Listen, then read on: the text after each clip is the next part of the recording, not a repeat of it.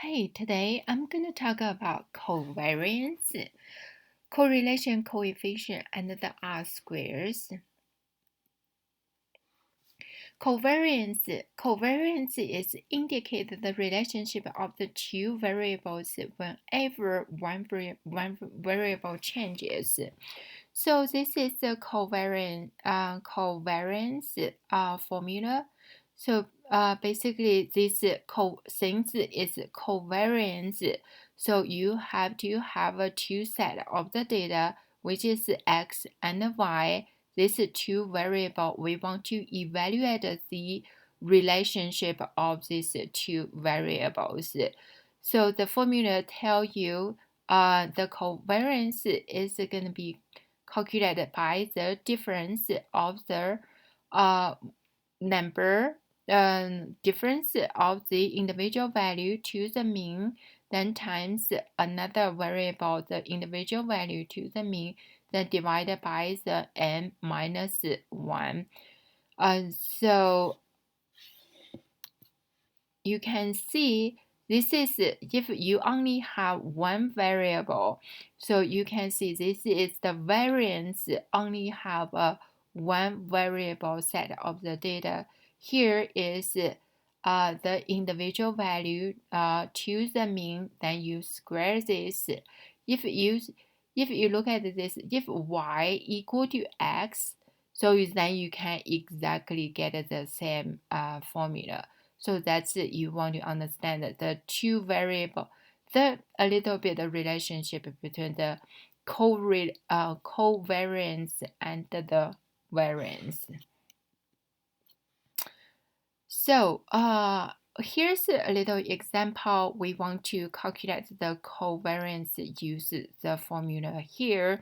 So this is the data 5-year annual return of the S&P 500 and the individual stock. This BBY is Best Buy. So you can see this is their last 5 years annual return. So when you look at the return, you want to find out. You can see they have some relationship. When the S&P go up, then Best Buy go up as well. When the S&P go down, the Best Buy go down as well. So they have some relationship between them, but we want to find the the covariance that will tell you the relationship. In order to calculate this, the formula will need the mean. You want to this is the mean of this two set of the data. Here's the formula. So basically, your individual value, let's say 9%, the difference with the mean is 13.4. Then you times this individual value 35% minus 33.4. So you do for each of these, then you add them together. You divide by 5 minus 1 because it's a total 5 set of the data. So n equal to 5, then minus 1. So this will give you the covariance is 0.04003. So how to understand covariance? Say a positive number is increase in one variable results an increase in the other variable. Both variables are positively related. So we calculate the Best Buy with S&P 500. They have a positive covariance 0.04. So this tell you, the Best Buy annual return is positively correlated with the S&P 500. When S&P 500 they have a positive return, then the Best Buy will have a positive return as well. So on the other hand, a negative number is a decrease in one variable also you cause a decrease in the other. The two variables are inversely related and always move in opposite directions. So this one is negative number. So when we use covariance, there's a limitation of covariance. They cannot show the strength of the relationship between the assets. So basically, say a positive covariance, they only tell you say they are positively, related. Say one go up, the other one go up too. The negative covariance, they tell you one go down, the other go down as well. But how strong those numbers are related, right? So we want to know that. That's why we need a correlation coefficient. Correlation coefficient is measure the strength of the relationship between two variables.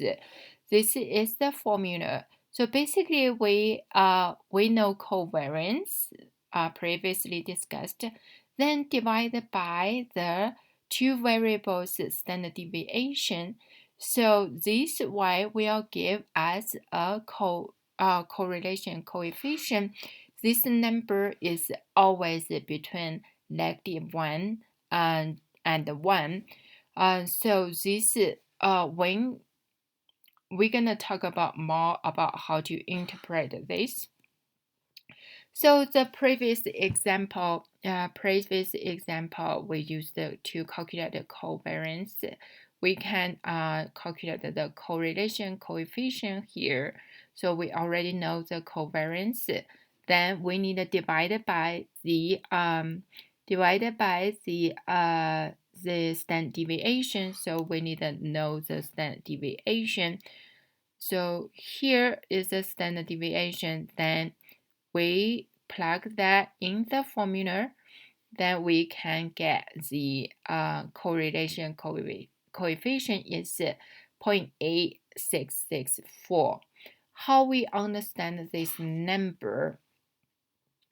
So basically say a value of the one in, so this is always between -1 and +1. A value of 1 implied x and y have a perfect positive correlation. So for in our example, so basically say if the correlation coefficient is 1, basically tell you say if S&P 500 go up 10%, so Best Buy will go up 10% as well. This is a perfectly positive correlation. So then a value of the negative one implies x and y have a perfect negative correlation. So basically say if S&P 500 go up 10%, then the Best Buy will go down negative 10%. So that's when the correlation coefficient is -1. So how about the correlation coefficient is equal to 0?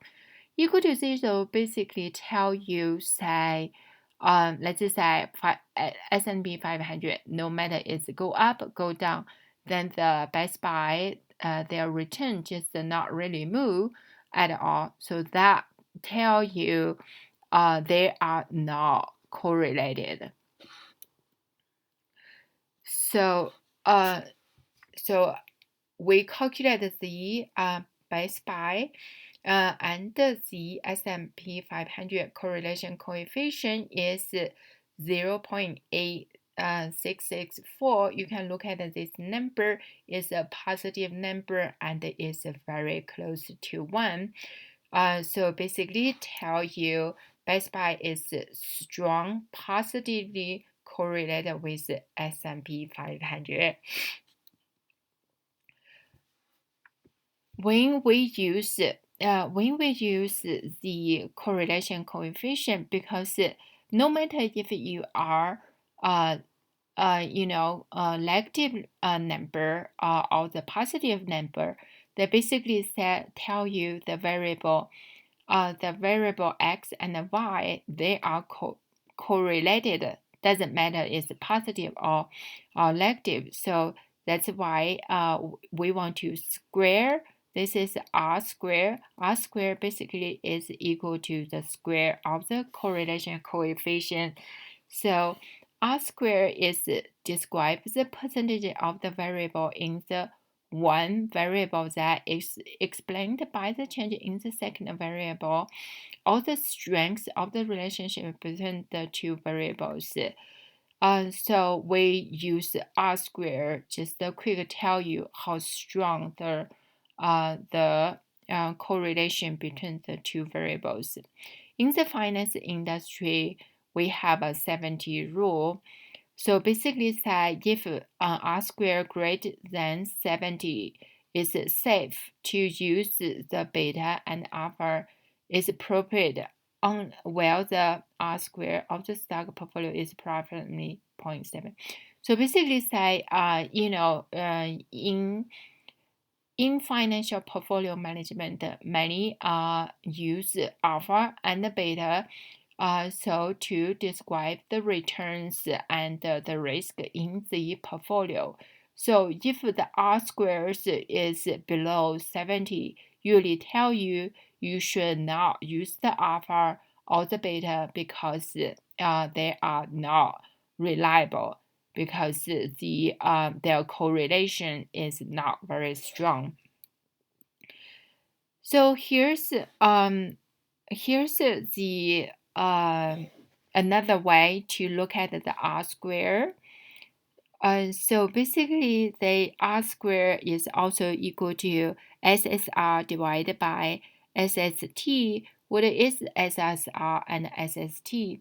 SST is, let's say this is a random set of the number. Say this is the distance, the y distance to the y mean is the total, the difference is SST. So then the portion is can from this line, the y is to the mean is SSR. Basically said this is the portion, SSR is the portion, can be explained by this variable of x. So if you can see, if this line, this regression line, if it's close to this dot, so basically will increase SSR close to SST. So the more this line is more accurately to predict the value.